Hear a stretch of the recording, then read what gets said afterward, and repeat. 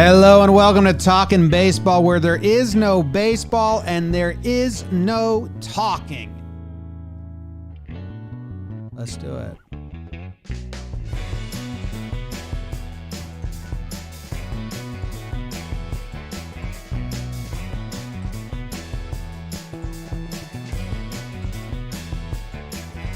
Hello and welcome to Talkin' Baseball, brought to you by SeatGeek. My name is Jimmy. Jake taking, I thought you were taking your pulse. You're just stretching over there. And Trev with the glasses on, looking great. BBD in the corner. And we're doing a labor pod discussion today because it's bad. How hot in the streets is baseball, Jake? Ooh, it got hot over the weekend, but like bad hot, like driving through Nevada in summer and your tops out in the E-zone. No, man, we hit the bad place. We were kind of wondering where this was, and it was kind of part of the allure. We talked secret deals for a while. We talked, peaceful negotiations. Everyone had kind of been friendly until kind of this past week when the players had to come out, get their message across. We turned down the negotiator, and the owner said they were going to offer, then they didn't offer. So we have hit it. And so people are probably hitting up the number one labor pod in the world to get their stuff. So I'm generally well. Shaved my goatee. Sorry about it. I know, Trev. It's okay. Was that a celebration or sadness? That was a celebration. I think Jimmy hit it on the head last episode when he said people who don't know you are going to treat you differently than you actually are because you look, for lack of a better term, like a scumbag. You're not a scumbag. No better term than not all the time. This is a bad look. But I was going to offer, if he kept it, that you and I, Trev, would go tease on Wednesday. But he shaved. So I don't think I could do that. You would have. I've done some dumb stuff with my facial hair before. I don't have the best. Mine's not super thick. It's everywhere. I'm not patchy, but it's not like a real thick beard. So it doesn't look great when I style it all up. I think you would have looked great. How are you, Trevor? I wanted to talk a little bit about the Alumni game. I had kind of a funny story from that. I'm doing great here. I'm a little sore from that. I put out a tweet. I pitched 2 innings, gave 5 runs. Not good. Got knocked around. First inning was good. All those runs were in the second inning, mind you. But pregame, I'm out there. I'm warming up. And I recognize a guy, like another alumni who usually pitches in the game. And I'm like, okay, I'm going to do 2 innings or maybe 3. Like, how many are you going to do? He's like, I'll do 2 or 3. I'm like, okay. We're trying to piece together the pitching plan. Yeah, pitching path to victory. Exactly. And so he's playing catch with this guy who I don't recognize. But the ball is humming out of this guy's hand. I kind of take a double take. And I'm like, hey, maybe he's a recent alumni who went to college and grew and got bigger, whatever. The ball is absolutely hissing out of this guy's hand. So I go, you want to pitch today? And he kind of looks at me like I'm a idiot. And I'm like, no, we need pitching. You have an arm. Holy crap. And my buddy looks at me and goes, hey, that's Tony Gonsolin. I'm like, okay, well, Tony, I'd like you to pitch, but you don't have to pitch in our high school alumni game. But hey, dude, it's I kind of forget what speed is. Real shit looks like coming out of the hand. And then you see it and you're like, oh, okay. What was Catterday doing at the Crespi High School alum game? I think he was buddies with one of the alumni. He came to throw a little bit. One of the guys caught a bullpen for him. It was a throw day for him. He just came down. But I didn't really recognize him right away. He's in street clothes. He didn't have any Dodger apparel. He didn't have the mustache and the long hair? No, he just kind of, I was like, man, this guy is electric. This guy's humming. Yeah. Well, I think if he had was clean shaven or just a normal full beard and without the long hair, when people have signature looks and then they erase them, you don't know what they actually look like, Like Jake without the goatee, I don't know who he is anymore. I just know him as goatee guy. Pack of cigarettes, squatting on the corner, hawking loogies. Did Tony Gonsolin give you some love? I mean, Trevor Plouffe, 106 bangers. Sounds like you just laughed at him for not knowing him. Why don't you throw that right back in his face so you don't know me? I don't know if you knew me or not, to be honest with you. We'll see. But I did throw like a lot pregame to get like loose. I got to do that. And he mentioned that. He's like, you just threw way too much in the bullpen. You're not going to be able to get through 2 innings. And surely he was right. Fucking alpha. So were the kids just wearing you out, dude? Who's the youngest person to get a hit off you in the alumni game? And how much did it make you mad? I don't know. Like the first inning, I was good. I'm telling you, I struck 2 guys out, like went through the heart of their order. And then I just got tired. I didn't have any zip. My ball was flat. I'll put some videos out. I wanted to shout out one kid. They got a freshman at our high school, and his name is Diego Velasquez, and he is an absolute stud. Okay. Reminds me of me. DV. Wow. And he has know how much I love myself. Ooh. Trev, did you get any balls right back to you? PFP? I did. I got a video. I'm gonna put it out today. Okay. All right. Wow. You make a play? I'll put the video. Oh, wow. Suspect. I just want to point out that this is like what an egotistical pod we got going here. I mean, we all are wearing our name on our shirt. That's ridiculous. Wow. That is funny. Wow. BBD. What a bunch of losers. What's your guys depict your name as? Media company. Onomatopoeia for Trev. Insult for you. Sucks. All right. Well. All right. Super Bowl's coming up, and there's SeatGeek, and if you want to go to the game, you can use code Talkin. You get $20 off tickets at SeatGeek. This whole show is brought to you by SeatGeek. They're very good friends with us. I have actually a new idea that I'm going to tell SeatGeek. I won't share it with you guys, but I'm excited about it. I'll share it with you guys. I won't share it with the public yet in case it doesn't happen. Code Talkin, $20 off your first SeatGeek order. They rank all the tickets to make sure you're getting the best deal you can, 0 to 10. Green means good. Go buy them. Red means bad deal. Stop. Get away. So thanks to SeatGeek. Now in order to buy baseball tickets, there needs to be a season, Trev. And it came to a crashing halt. Everything. Over the weekend or last week. And I mean, I'm not like really in the weeds here because I'm so just disgusted by it all, but the basic summary for anyone else that doesn't know anything about what's been happening is the MLBPA countered. MLB said, we will get back to you. And then instead of countering, they said, well, why don't we go to a third-party mediator to settle this? And then the MLBPA said, no, we don't need that. Like, we made you an offer. Respond to it. And then MLB said, we are not countering to your offer, even though they had said they would. And MLB is trying to play the media game very hard, but they're record scratch or like, oh my God, I'm so shocked noise behind the times. And their tactics are just very empty and transparent and not hitting the actual public.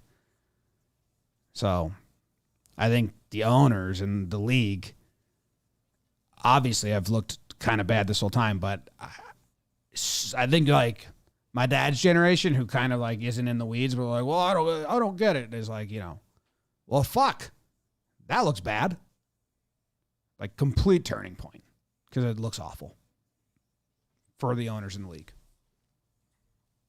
A lot of people have been mentioning how, it's not as easy for MLB to control the narrative as everybody has a platform now. You have your social media and you're able to say things and, everyone can have their opinion. So I don't necessarily doubt that's a big factor and maybe why some of the public opinion is swayed towards the players. I really think what's going on is the players are just galvanized. I talked to one guy, he made a really good point, current player. And he said, The reason that we're so adamant about getting to the table and hammering something out that's mutually beneficial is of the way we got treated in 2020. And I was like thinking, yeah, that was really bad, but what was so bad? I know you guys wanted to play more games and all that stuff. I understand that. And he said, exactly.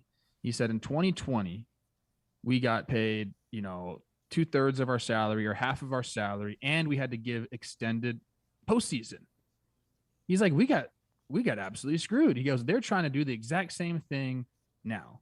Let's push them. Let's wait. Let's shorten the season this year, and then let's expand the playoffs. He's like, we are stronger and more unified than ever because we know how we got treated in 2016 and then 2020. And that's kind of why you're seeing all these guys take to their social media. It's not to make some cool, hashtag trend or something like that. Their guys are really pissed. They want to play ball. They want to play a full season. They want to negotiate. When you don't play a full season, you don't get paid your full salary. This is their job. This is their livelihood. And they know that that's being threatened. And you got to think about the guys who maybe this was their year that they're going to get to go through arbitration, and they're going to make half of what they are supposed to make. And then maybe next year they get released. And then what's it all for? So there is a strong bond right now. There always is, but I just feel like guys are seeing that being unified and wanting to get to the table means something, and they're just expressing it on their own.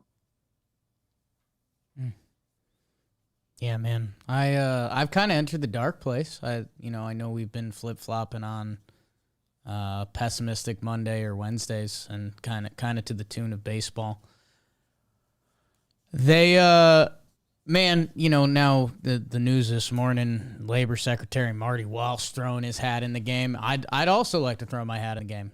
That guy needs to chill out.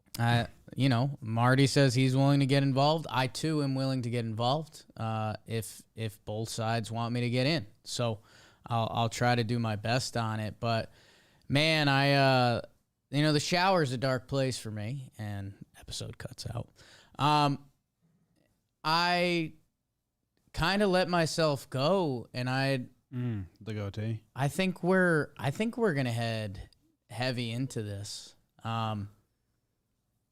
Because, man, the games, both sides think the games scare each other.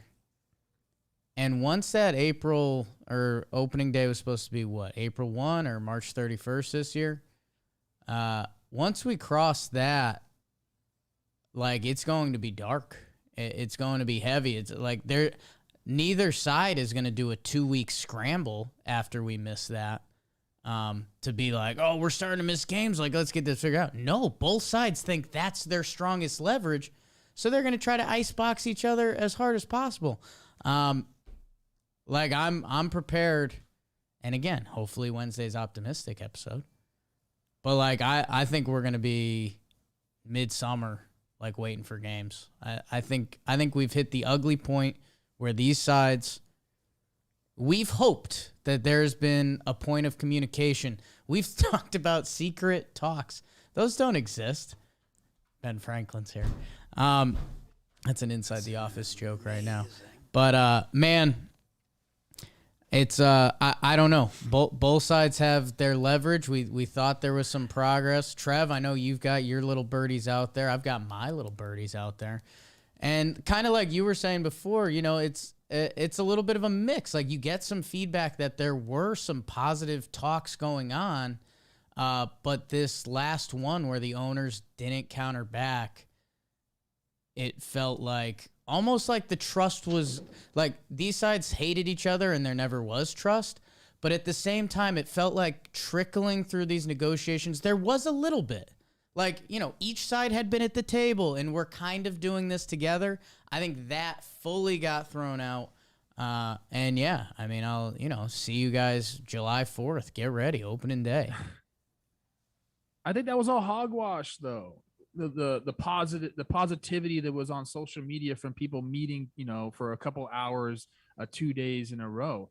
Every single tweet that said it was positive was followed up by the fact that they didn't touch on any core economic issues. It was all side shit. So we never really got like real good news. And like we know from talking to people, I know from being involved in the meetings, like there is no love between these two sides, like zero. And that, you know, we knew that a big fight like this, I guess, was coming. But to see it come, you know, and be in the thick of it now sucks, dude. And like these dudes, the owners, MLB, they're willing to start the season late. You know, it's gonna be a small financial setback for them. But like I just said, there are guys who like they've worked their entire lives, and now this is their chance to make some money for their families, and they're going to be making a fraction of that because the season's going to start late. MLB's banking on those players being like, uncle, like this is my window, and we're sitting out here. That's the kind of people we're dealing with. Like they want to put people in that position. But I think it's too strong right now. And people, like I said, I've told you guys this from the get-go. Every single time the players meet, it's us versus them. We are in this together, and it's a unified statement from start to finish. So it could get real ugly here, man. Like real ugly. Well, I don't know the next steps. Well, I don't think anyone knows the next step, because what the hell's the next step when MLB says they're not going to counter and say, okay, we'll accept it then. The owners are meeting up this week, Tuesday through Thursday, with the hope, well, the players are hoping, with the hope that the owners' 3-day meeting, we're golfing, right? We're just golfing. The owners' 3-day meeting leads to finally a counteroffer. Where are they meeting? I believe, and I will research this while we talk, but I believe they're meeting in 3 separate locations. I think there's like in Arizona, they moved to Dallas, and they moved to Florida or something like that. That could be wrong. What Please do you let mean? me look You mean it up. all 30 are going to meet in one area, and then they're all going to travel together? Or are you saying there's 3 different sections? I'm going to check it out. And they all like 3 conference rooms zooming together. The fact that came in my head is scary, and maybe that was during the dark shower times, but I believe I love a good dark shower. that was the last update. All those lawyers are just going to get together. They're going to play Wordle. Might play some golf. They're going to talk about the bored apes they're going to buy. Talk about their NFT purchases. The room that they're meeting in is going to suck, which is you wouldn't think so because they're all billionaires or millionaires, you know, and then you'd think it'd be nice. But, you know, even presidents meet in hallways. Probably.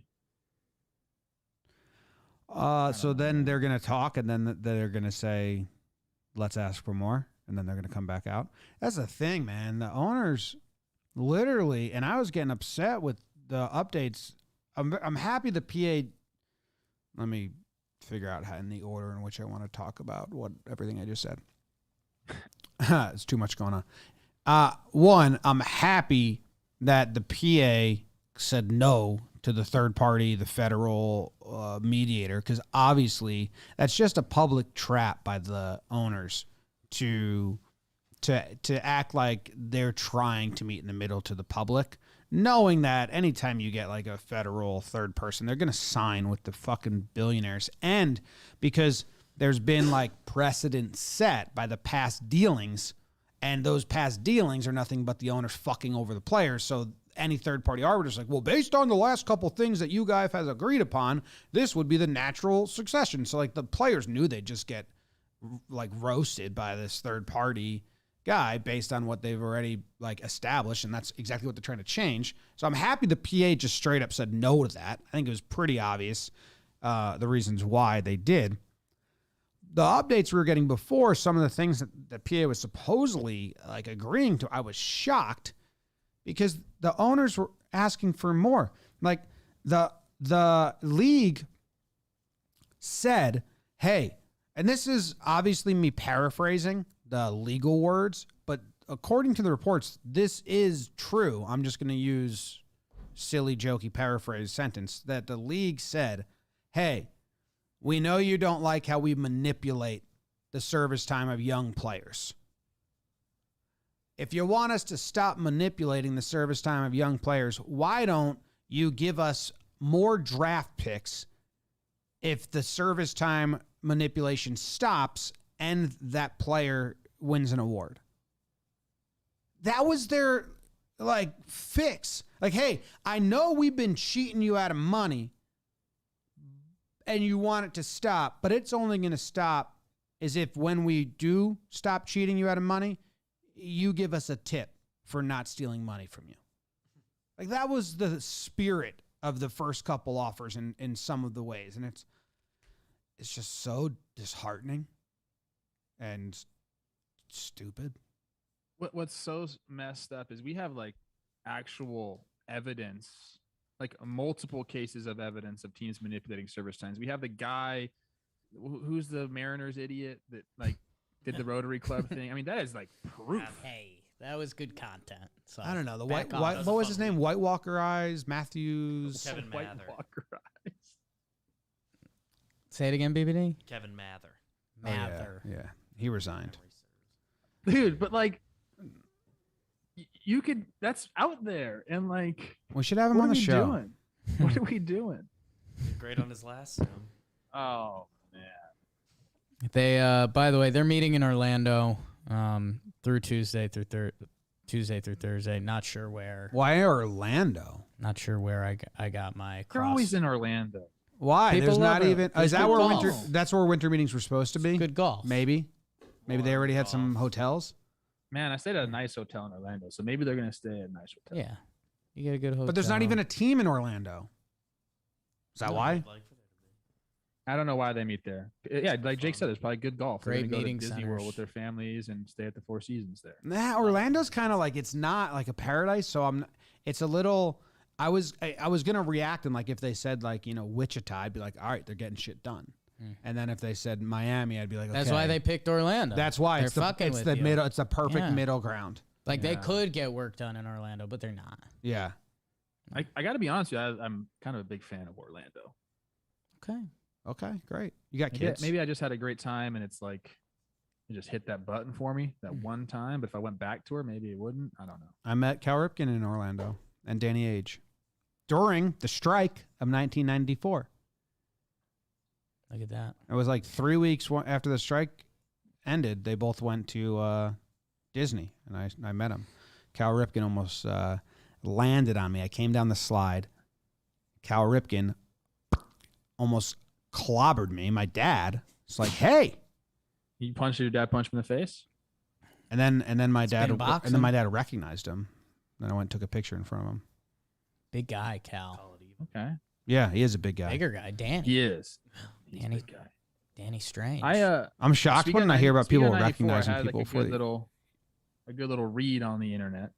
Yes. We talked about the lockout and like why did the owners lock the players out? It makes zero sense. Like as a business decision, I was trying to come up with a meme for this, Jake, and I just couldn't do it. So I put it down. I think that's the best. It was good, right?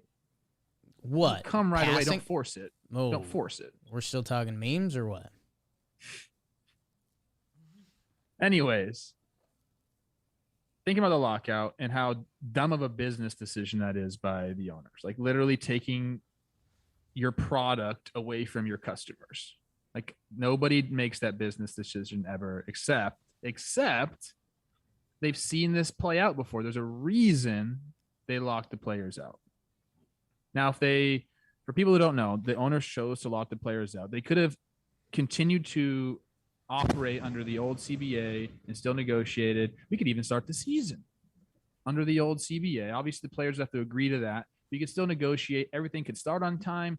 People could come to spring training. You wouldn't have to have all these families talking about canceling their trips.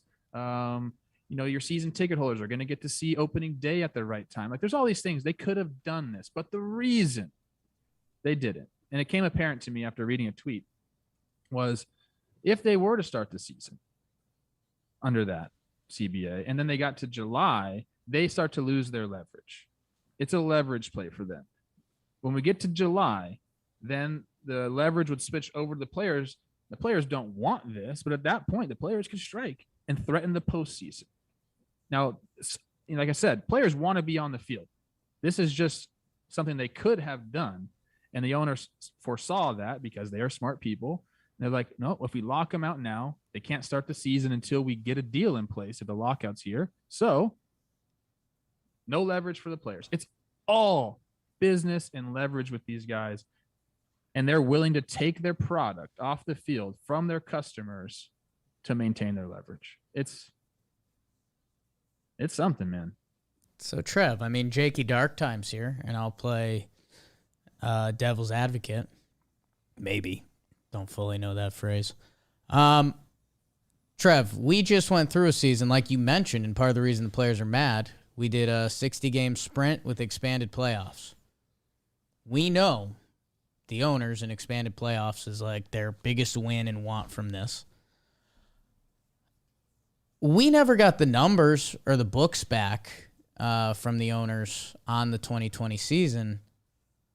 What if they're anchored up and it's part of the reason that the owners are ready to let this dip into games, that they're like, well, we already know if we do 60 games with expanded playoffs, we're going to make XYZ plus fans in the stands and some stuff like that. Like, wouldn't the owners be super prepared for that? And isn't that still a win for them if they get their expanded playoffs? Like, they don't care about the season? Well, that's what I'm saying is they don't necessarily care about the money they'll lose in the short term if they get a CBA that they like and they get the expanded playoffs. Like, they'll miss some games for that. But on the flip side, if they started the season, this was what happened in '94. That's why you said Cal Ripken in '94. You start the season and then the players strike. Well, now you lost all your leverage and you're losing that playoff money, and that's they do not like that. So that's where we're at with this. It's just become such a tactical negotiation, and we're just seeing it play out. And I'm happy we're talking about it because I know I'm pro player. I get that. But why do you think that is? If the players do something really stupid, I'll talk about it. We've done that before. And I'm scared for them a little bit right now, and I'll tell you why. Do you remember when they did the when and where thing, and we were like, love that. We're like, let's go Players, when and where. And then MLB was like, okay, here's the stipulations. Like, let's go. Same and offer. Like, let's oh go. shit, we don't like that. Never mind. I'm scared that's gonna happen again right now with we're at the table. That's the new hashtag, at the table. Well, now they're gonna meet, they're gonna come with some bullshit offer, and they're gonna say, we're at the table too. I think if I was to knock on MLBPA's door, I would say, no more slogans. No hashtags. Stop with the hashtags. This isn't 2010. Some of this stuff was really genuine, and that's what resonated with people. Like Scherzer, what Scherzer said. Yes. Like, it really resonated. Yes. And dude, Tyone's out there. He's on Twitter. Stop with the hashtags. See, I'm going to disagree a little bit there. And especially, why aren't we taking this to TikTok? Why don't we have the lockout dance? If we want to put pressure on the owners, if we had all the players doing the same lockout dance, like maybe there's a key and you got to, like they're cuffed, chuffed. And that goes viral. That's how the owners feel it. They're all on TikTok. I think was it Wainwright? I don't want to say it wrong. I read a tweet from a player. I talked about it before the show with you guys, and I don't want to get it wrong. Yeah, I will say, while you look, it is pretty funny because Scherzer did have a fantastic tweet that we're all talking about. We want a system where threshold and penalties don't function as caps, allows younger players to realize more of their market value, make service time manipulation a thing of the past, and eliminate taking as a winning strategy. Beautiful tweet. 10 of 10. Crushed it, Mad Max. I will say he's not a big tweeter. So, yeah, like 4 tweets down from that, it has his when and where tweet, and it's like, memories. Bad times. We have... I don't really want to get into this, but I have to. We have a guy in our chat, Midnight Maverick. What's up, dude? He's talking about players making 6 figures, and you got to stop crying because that's a lot of money to make. Look, I understand that. Making 6 figures, $500,000 in 1 year is nuts. And people would, there's a lot of people that are not even sniffing that. I understand that. The thing people have to remember is you get paid below poverty wages in the minor leagues. Okay. And you have to work your way up and work jobs in the off season. Most people have to do that. I was fortunate enough to have a bonus, helped me out a ton. Not everyone's like that. You work your way up, and then you have such a finite window to make money. You've given your entire life to go reap the benefits of becoming an elite player in your field. And if you're going to miss half a season and not get that extra money, like that's a big deal to people. $500,000 and you work 10 years to get that. Like, think about it. It's not that you have to realize that it's a small window and it takes a long time to make money. And what MLB is doing now is having more guys than any other professional league making a league minimum that hasn't risen with inflation. Like, there are more guys making a league minimum. They're trying to extend the control. Once you start to make any sort of money, you get axed. It's a bad system right now. That's why players are asking for more when guys first get to the big leagues. They need them to get paid more because there's more guys like that. They're using those guys. Like, I understand it seems like a lot of money, but like there's taxes and it takes a long time to make it. And you have to average that over all those years. It's just, talk to guys that played 2 years in the big leagues and ask them how much they walked away from the game with. I mean, everything you're saying is 100%. I just hate that you even have to say that because it's just like common sense that people just want what they're worth. And clearly the industry is making like a ton of money, and some players are. And dude, you know what? Fuck, I hate the people that are like, you're just playing a kid's game. It's like, it's not like, Trev, it's not like you just. I'm going to scream that at a Broadway show. Right? Dude, like this is for kids. You're just catering to the dumb when we even argue this, but it's like, it's not like Trev and I had the same fucking childhood and played baseball every day. And I just decided I didn't want to play professional baseball and play a kid's game. And Trev decided he did. It's like, I think Trev put a lot more work and effort and decided that this was going to be the career path he was going to fucking try and achieve and put all of his hard work into. Like, Trev probably worked harder to become a big league baseball player than I've ever worked at anything, besides maybe building this company. But that's the same thing. And then, so that's the fuck. I hate when people say they're just playing a kid's game. It's like, well, they're not literally kids playing game. It's the best of the best that put their entire life into this being their career. And when they finally reach the pinnacle, they should get a slice of the pie that they deserve. But I mean, that's just arguing. Like, anyone that doesn't agree with us just isn't going to agree with us. So I feel like it's wasted breath. You're not going to change anyone's opinion on that. Either you're just like a kind of someone who just sits back and yells things, or you have a brain. Well, I mean, people just associate, you think about Major League Baseball, you think about Mookie Betts, and you think about Bryce Harper's deal, and you're like, holy shit, these guys are rich. Look at the cars they drive. Go into a clubhouse, dude, and talk to like the team. Like, there's like one or two guys that are, doing it like that. Okay, everybody else is fighting for everything they got. And especially nowadays, like I said, there's so many guys that are the 1 to 3 year dudes in there, and they're just trying to hang on because they know it took so long to get there and this is their shot. It's, I talked to guys like Flaherty, for example. Like 2020, they make whatever percentage, and now like 2022, like he's probably not going to make his full thing. Like, this is his window, and like it's getting taken away from him. And I know he's like in a better position than a lot of other people because he's going to have a long career in the big leagues. But, I feel for these guys, dude. Like, I don't know. I feel like I'm beating a dead horse, but I can't say that anymore. There's no way you can say that anymore. Beating a dead horse? Yeah, I take that back. Why can't you say that anymore? I don't know, but I just know you can't. Our grandkids won't be able to say it. But you probably can't say like beating a dead dog because people like dogs more than horses. I think when you're saying you're beating a dead horse, like people are telling you to stop doing it when they're saying you're beating a dead horse. So I think the way we use it's fine. I'm sorry. I feel like there's some reason you can't say that word or that Don't have statement. to beat a dead corpse. Kind of the same thing. Don't have to. I feel like that would even be fine. I was animals. You can't. I was just looking at some of the old Stanford baseball rosters, thinking how different it would have been if me and Trev went that route instead of going to pro ball. Well, you chose to go into electrical. You chose to go into electrical supplies. Well, it would have been crazy because, like Trev's mentioned, Jed Lowry was there. Do we kick him to the bench? And like Sam Fold was in the outfield. Like, do I get kicked out there because I was still an outfielder a little bit? But I wouldn't bet on any of that, Jim.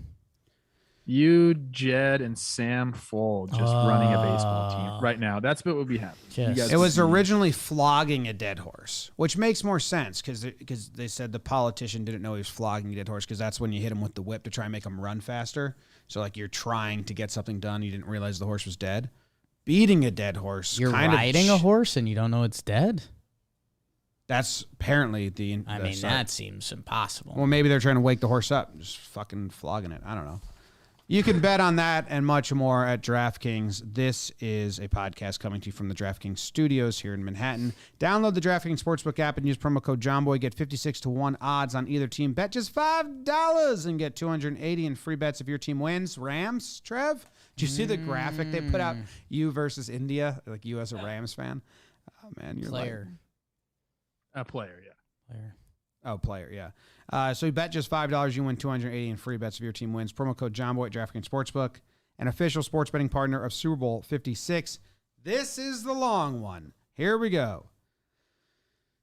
21 plus minimum age and location requirements vary by jurisdiction. See DraftKings.com/sportsbook for a full list of requirements and state-specific responsible gaming resources. Void where prohibited. Gambling problem? Call 1-800-GAMBLER. And in Tennessee, call or text TN Redline 1-800-889-9789. In Connecticut, call 888-789-7777. Visit ccpg.org/chat. In New York, call 877-8-HOPE-NY or text HOPE-NY 467-369. We'll time you next time. We're starting to find it. I do want to dispel like a little bit of the notion of this whole. The only one really losing is the fans.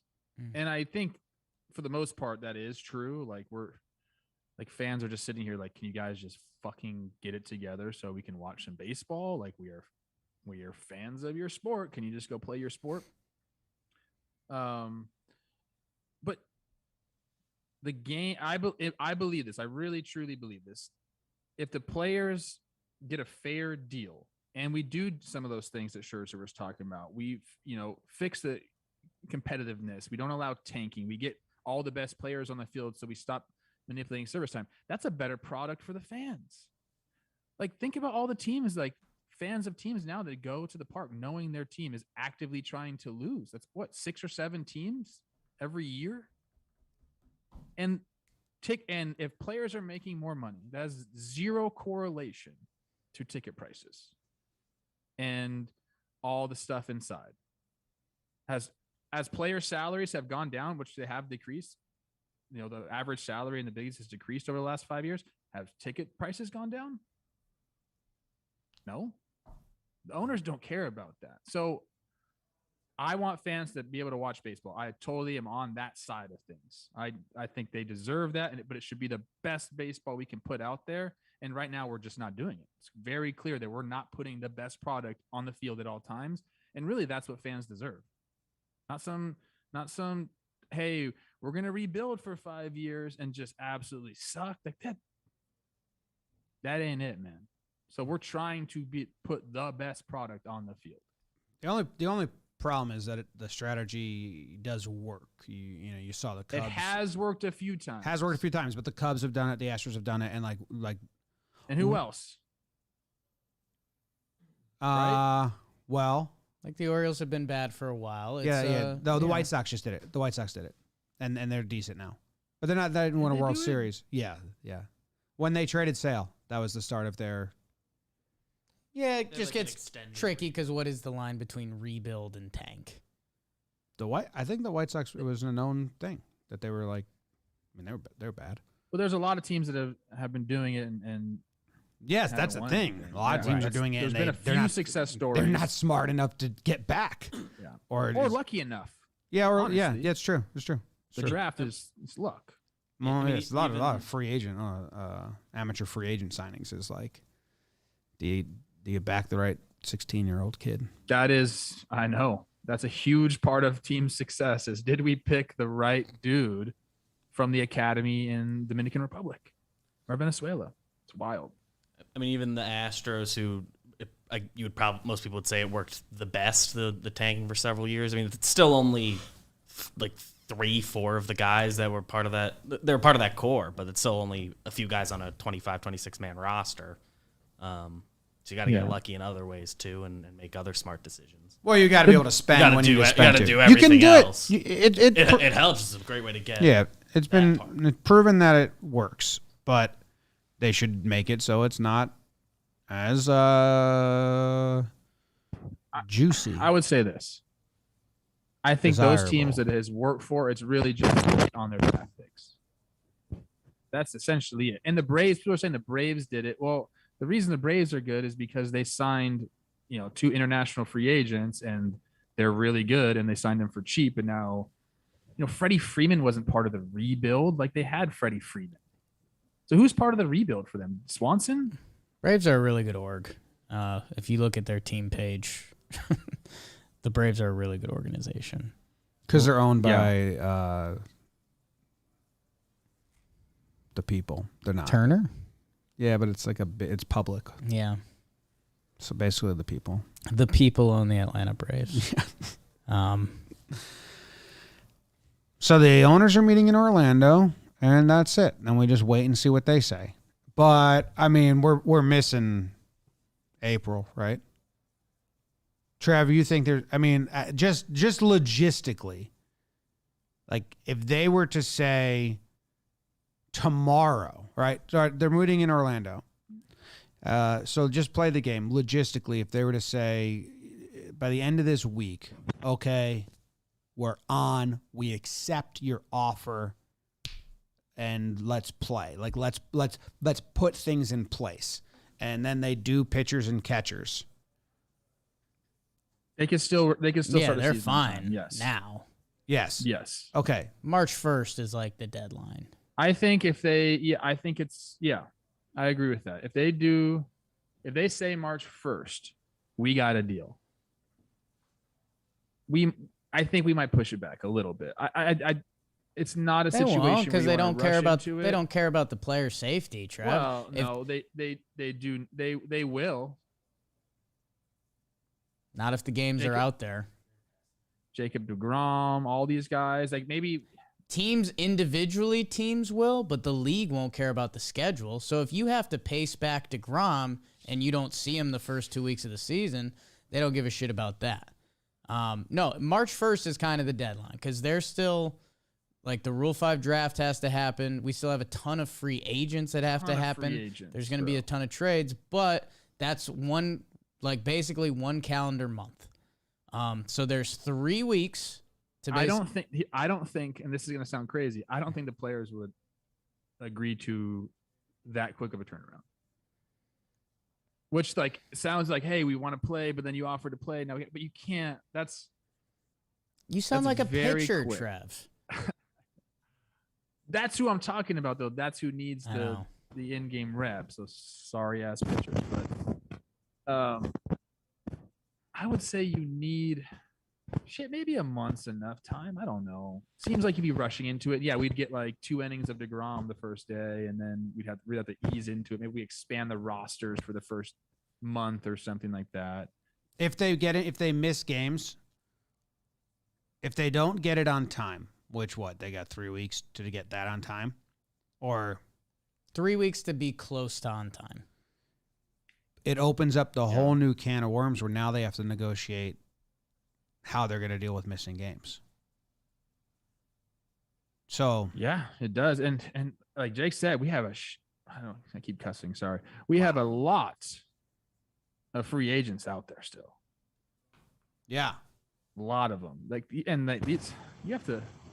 a lot of these guys are going to determine how a roster is shaped, dude. Like where Carlos Correa goes determines a lot of teams' paths. And I just don't see it happening that quick. Like I don't think owners want it to happen that quick. I don't know. Maybe they do. Maybe they want to put players in a bind and say, hey, sign with us. The season's about to start. Take it less money.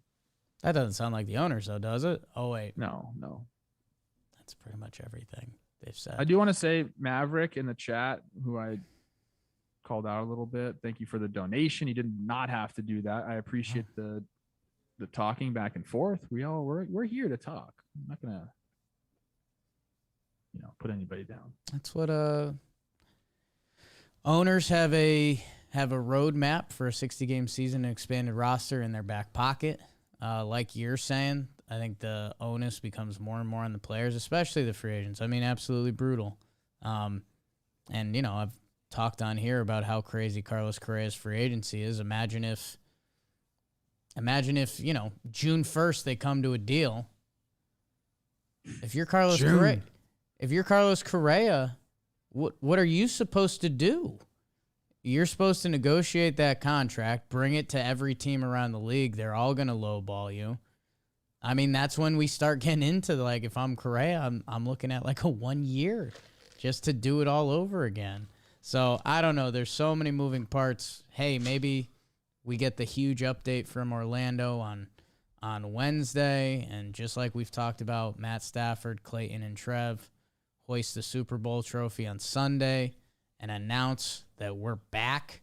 But yeah, that's starting to look slim. I know that was looking good for a while. We're going to put together a show with the PA and the league. BBD's working on it. We're going to host. We're going to host it. Host it. Everyone that watches it has to have a barf bag next to them. Just be ready. Yeah. Wow. We'll ask the good questions. Me and Marty Walsh. Well, just give me a video of Manfred and Clark shaking hands, and I'll just analyze that, and I'll let you know where we're at. I like that. They should have to meet. We should just get to see them walk into the door and walk out, and then just side by side their expressions, and then base all of our opinions on that. I don't know what it's going to take, man. I don't know. There's been some verbal altercations going on apparently in these meetings. And I read something like that. Been a lot of cussing. Wow, like you today on the show. I cussed too much today. I apologize. Thank you. It's not me. It's not me. It's not you.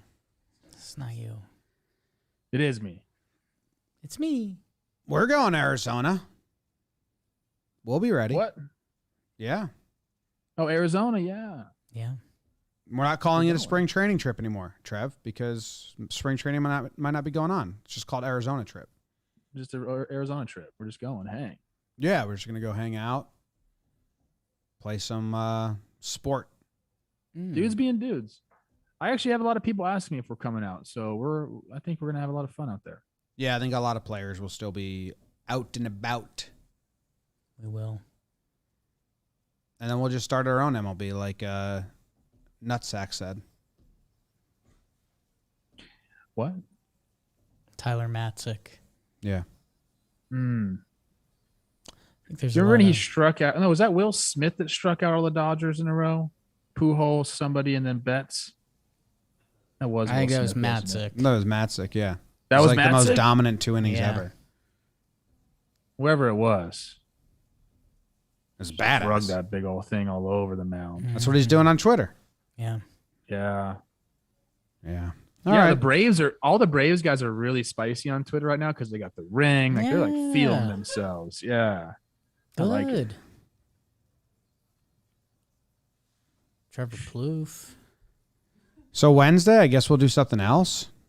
Should we all watch Yeah, we're not gonna League of Their Own and then give it a movie review? reenact it. Then we just make that again. Real life. No, that's like, I mean, what are we, MLB Network? We're just going to play a League of Their Own? No, we're not going to play a League of Their Own. We're going to play a League of Their Own. We're going to act it out. Act it out. Mm. We Yes. each have like But that's 3 what characters. kids do. Jake is obviously Rosie O'Donnell and Madonna's character. Thank you. He just has a lot of scenes talking to himself. Both of your You personalities. do have, exactly, I was going to say, like, you have that nastiness of Madonna in that movie. And sluttiness, And yeah. then Yeah. and sluttiness, Yeah. and then Rosie O'Donnell's like, that's just who you look like. So Same perfect. amount of sluttiness Yeah. from the three of us. Mm-hmm. 3 friends. Trav, you can be Jimmy Dugan. I'll be the little kid. No, I don't want to be Jimmy Dugan. Okay. Yeah, you've been Jimmy. He's hung over too Jimmy's much. been I'm Jimmy sick of Dugan him. from the start. He just wanted you to kick it back. So good job. Yeah, you He just can couldn't play give that for himself. sure. Hold on. You can be Jimmy Dugan. Yeah. Okay. I think you're better who do I Jimmy wanna Dugan be? anyway. You're better every All the way, character. May. That's I'm an me. actor. I'm a classically trained You're- actor. So that's Trev, you're Part of the Dottie problem. Henson. yeah. Yeah. No, because I would never lose purposely. To my Oh, big freaking debate sister. whether she did it or on purpose Maybe it or wasn't not. purposely. I think it was. Of course, he was on. This is Dottie Henson Yeah. we're talking about. Yeah. The league meant nothing to her. She wanted to be a mom. Shit, guys, we're doing next Yeah, episode now. we just ruined Oh, yeah. next episode, God. so we're gonna need something else. We're gonna watch. We're gonna have to watch another movie. Damn. You guys there. Bye. Trev can be both sisters. Madonna's my neighbor. Wow. Should I go play catch with her? No. Yeah. Yes, you should. Yes.